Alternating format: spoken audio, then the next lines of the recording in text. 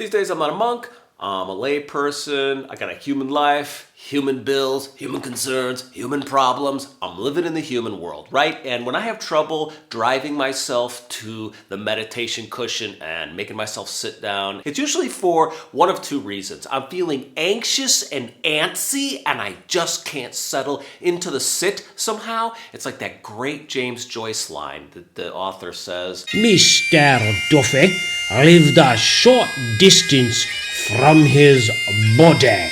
That's how I feel sometimes when I sit down on the meditation cushion. I feel like I'm sitting a short distance from my own body. I'm not inhabiting and manifesting the posture, taking my seat, right? That's A. B, sometimes I just plain feel like, don't tell my dead teacher, he'll crawl out of his grave and strangle me. I feel like I'm wasting my time. That's the truth. I, a monk, a ex-monk, a guy 13 years did this practice. I feel like it's in me. It's like it's a little demon on my shoulder that says, you're wasting your time. You could be watching that new documentary about chimpanzees on Netflix, and then you would learn all kinds of things about monkey mind that you won't learn sitting here on the cushion becoming a victim of your own monkey mind. So during these moments, when I sit down to sit, it's like I'm half present when I meditate, right? Half present at best. And it's hard to get myself to the cushion, and it's painful when I'm there meditating, which then causes a sit that's full of self-complaining or self-flagellating dialogue or just daydreaming, which in turn feeds into the idea that when I meditate, I'm wasting my time. And then when I sit down the next time to meditate, I'm anxious and antsy again. So these things become self-reinforcing and self-fulfilling. So how do we get out of these messes? How do we take our seat and I don't want to say maximize, but actually just get all this distracted peripheral crud out of the way, sit down consistently to meditate when we have a lay practice?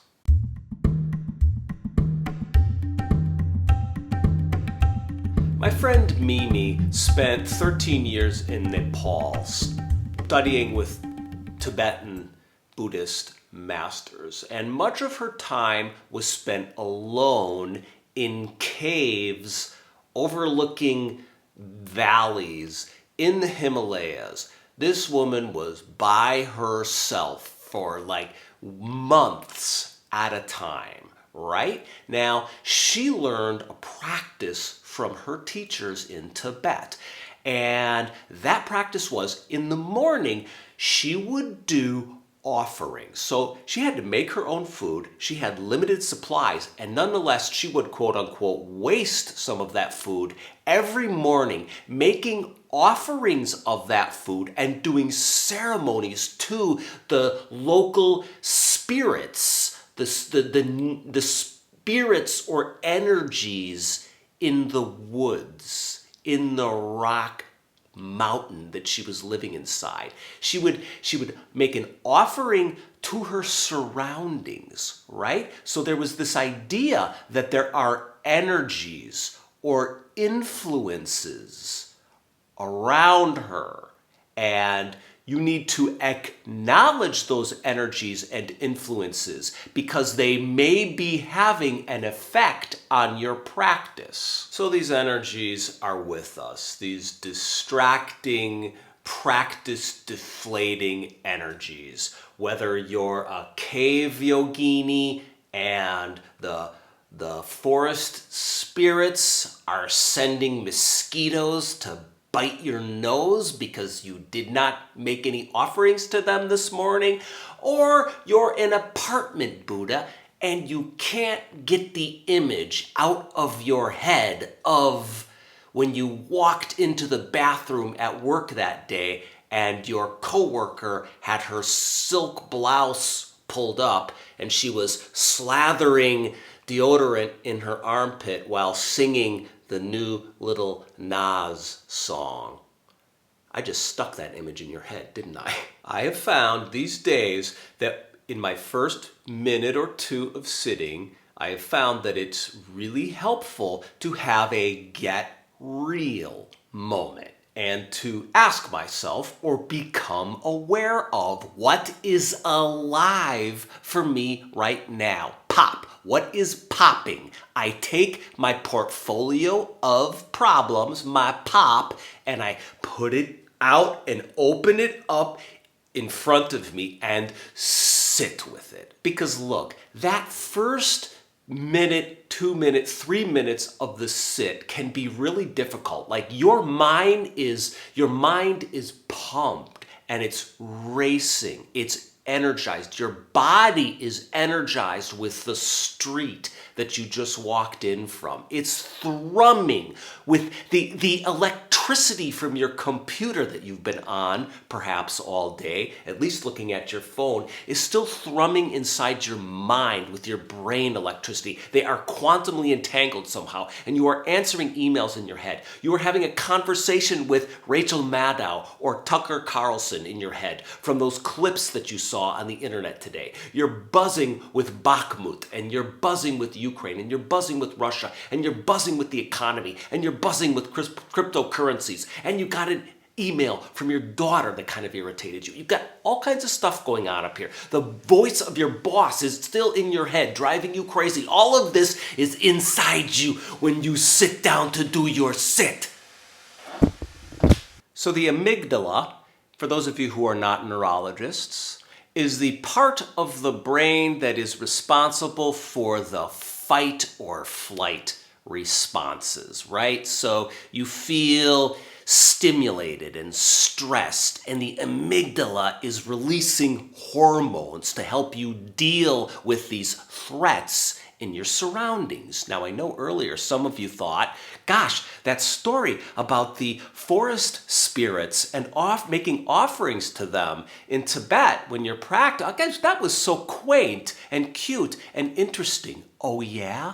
Well, you have a forest spirit inside of you. It's called your amygdala, baby. And instead of sending legions of mosquitoes to sting your nose because you didn't make offerings to it that morning, it's sending legions of hormones into your body, pumping you up so that you can defeat challenges and continue to breed and spread your genes down through the ages. So when you sit, you have to sit with your amygdala demon. You have to open your portfolio of problems and sit with it.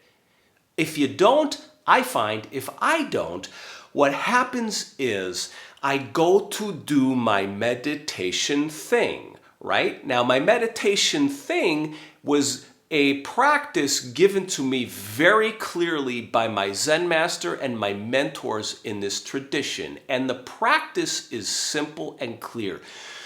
You are doing your breathing. You're exchanging your inside world, the hot, fetid, internal atmosphere of carbon dioxide. You are exchanging that for outside world, clean, clear, nutritive, and vivifying oxygen. You are doing this practice of giving and receiving. This is the practice that I was given, and it was very clear. And my mentor used to tell me, buddy, anytime you're thinking you're wrong. I had another mentor tell me, I asked him, can I never be thinking when I'm meditating? And he said, of course you can be thinking. He said, just do it down here.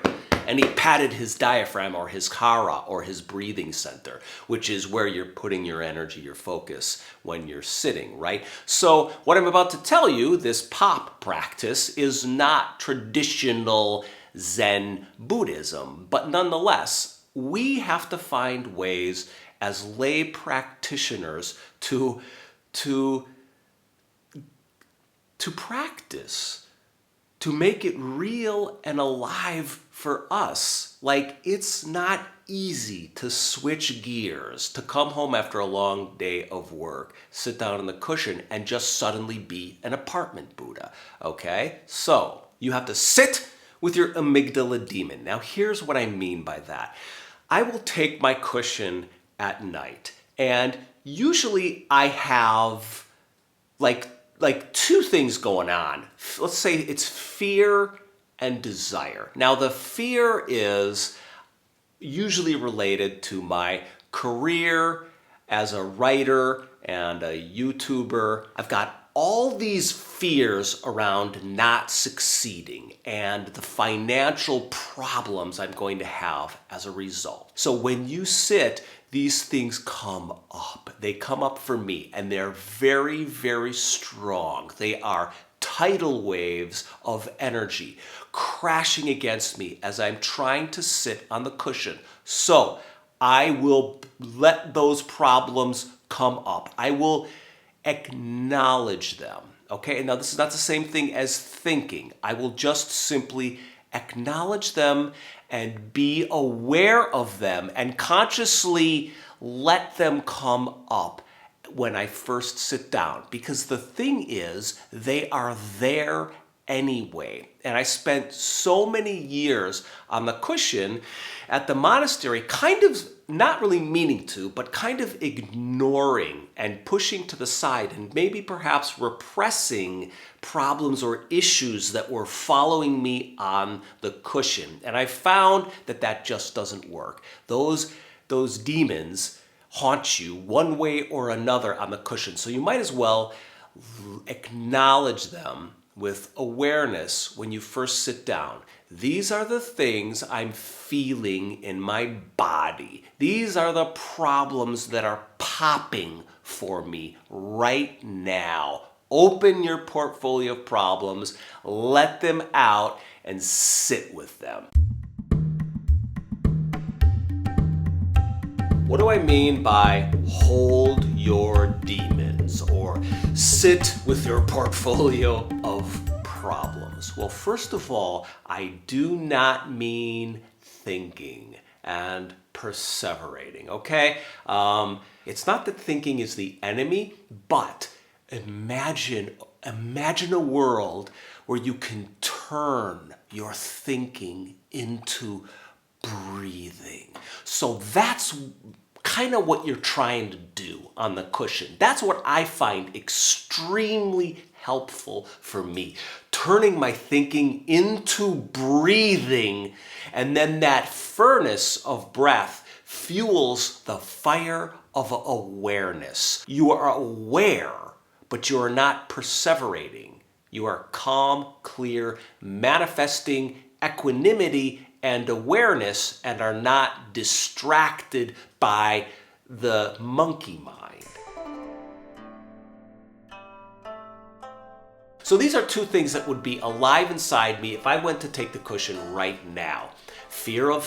Very specific fear of failure around this novel that I'm writing, and concerns about being able to pay bills with my girlfriend that we've been having kind of some arguments about. Not really arguments, but anyways. Stop asking me questions about my personal life. Back to business. I'd have these two things on my mind right now, okay? And I would be real, get real. Hold them and become aware of them, because that's really important, because they're there in the back of my head. And I cannot manifest complete present moment awareness if I have these things assaulting me in the background, these problems. That's the only thinking I do, is becoming aware of them. Now I got them, and I'm holding them in my diaphragm. Now you can see me here. I'm taking my seat, because we sit with our bodies in Zen, where the mind goes where the body leads. So we hold our seat, and we hold the problems in our diaphragm, and you do this however you do it, but find a way to be in your body and not think, and breathe deeply into your diaphragm, your hara, your breathing center, your tanden, not your chest, which is shallow breathing that you do when you're terrified and your amygdala is working overtime. You breathe up through your chest. You do deep breathing like a Buddha, like a mountain, like Mount Fuji. You breathe deep, deep into your diaphragm. In through your nostrils, out through your nostrils. You are not closing your eyes. in the Zen tradition. Rather, your eyes are open, but it's a soft gaze, and your peripheral vision is activated. That's what I mean by soft gaze. So you are a mountain of awareness.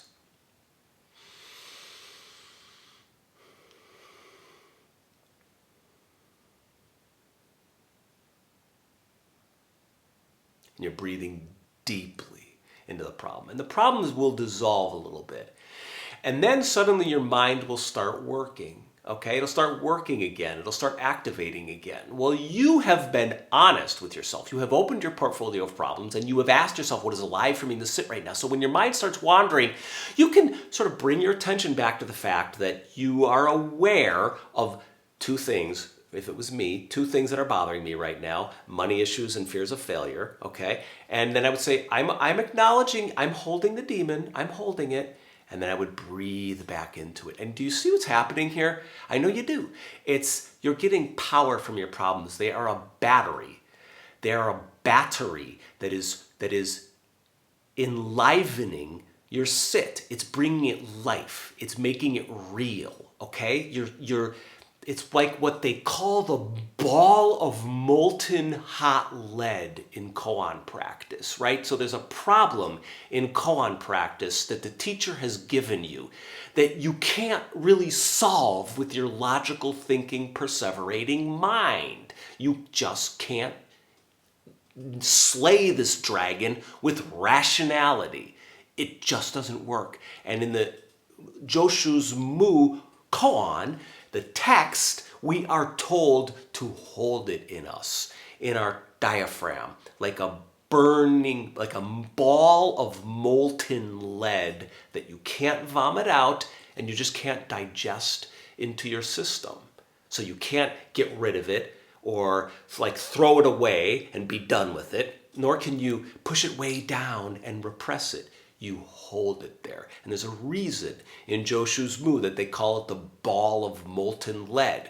Like a ball of molten lead under the right circumstances can be energizing. It can help you manifest energy. It can power your practice. Now your sitting is alive. And again, your thinking mind will start to work, and it will be very, very strong and angry and upset and ambitious and all these things. And your job is you just bring your awareness, your attention, your focus back into the breathing in and breathing out. And if you feel anxiety, now sometimes you've done your practice for a few minutes and now you just have a feeling perhaps. You're not even thinking about your problems anymore. Your portfolio of problems is there, but you're aware of it. Yeah, you're done with that. You know you have those problems. Now you just feel a deep anxiety. And maybe it has to do with death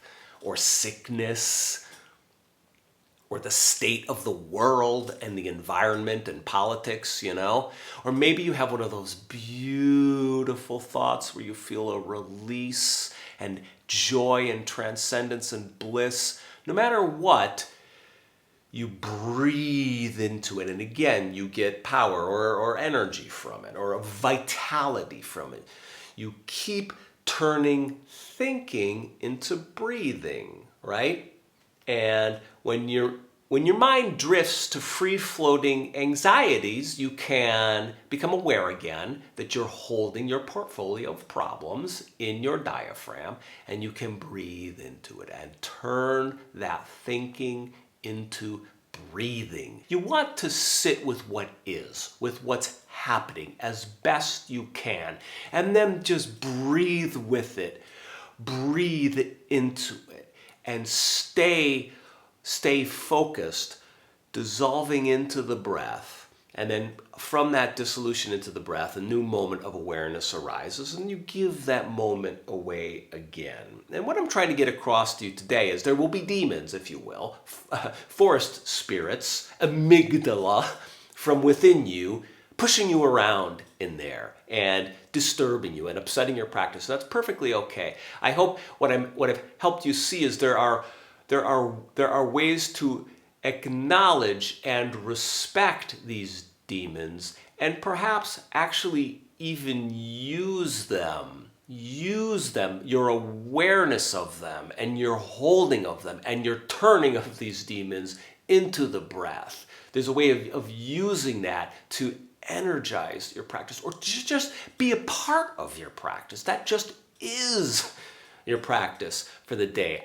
It's hard to get across because it's a feeling. So after a while, you begin to get the feeling of this. You begin to get the feeling of how to turn a crazy mind, a monkey mind, into feeling in the body. And once it's in the body, now you can breathe into it. And that will happen. Your thinking and anxiety and problems when you sit, your monkey mind will become a feeling in your body if you sit long enough. And then when it becomes that feeling, you can breathe in and breathe out. And this is a way of healing.